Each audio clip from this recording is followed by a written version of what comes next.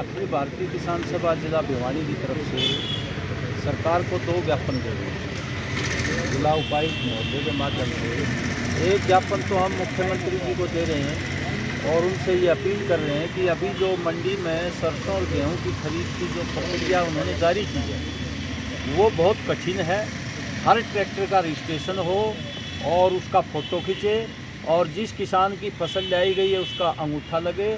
अंगूठा लगाने में ही बहुत देर हो जाएगी। इससे जो खरीद प्रणाली है वो उसमें काफ़ी बाधाएं आएंगी और बहुत से किसान ऐसे हैं जिनके अपने ट्रैक्टर नहीं है और बिना रजिस्ट्रेशन का ट्रैक्टर भी कई बार वो फसल ले आते हैं। इसलिए इस जो खरीद प्रक्रिया जारी की गई है इससे फसल नहीं बिकेगी और किसान अपना फसल को मंडी में डालते ही वापस चला जाता है अपने काम के लिए। तो इसमें ज़्यादा भीड़ रहेगी और स्टाफ भी नहीं है सरकार के पास।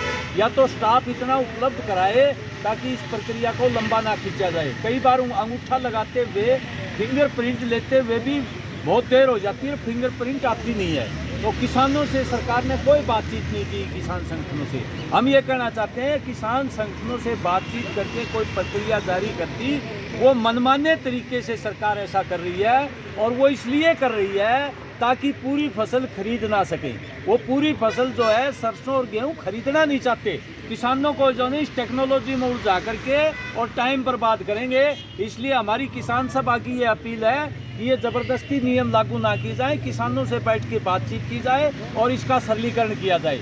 अभी जो प्रक्रिया जारी की है इससे फसल खरीद नहीं होगी, भीड़ ज़्यादा होगी और किसानों को भी परेशानी होगी और जो है फसल भी नहीं खरीदी जाएगी। ये मौसम ख़राब चल रहा है। एक तो हम मुख्यमंत्री को ये ज्ञापन हमारे जिला उपायुक्त के माध्यम से हम दे रहे हैं। दूसरा ज्ञापन हम दे रहे हैं कि ज़िले में अभी जो बूंदाबांदी और बारिश हो रही है और तेज़ तूफान आया है इससे गेहूं की फसल जो है वो लेट गई है, काफ़ी नुकसान होगा। सरसों की कटाई चल रही है, उसमें फली भीगी है और धूप निकलते ही वो फली फट जाएंगी। किसान को बड़ा भारी नुकसान हो रहा है। तो इसलिए जो है स्पेशल गिरदावरी सरकार करे और जितना नुकसान हुआ उसकी भरपाई करे किसान को।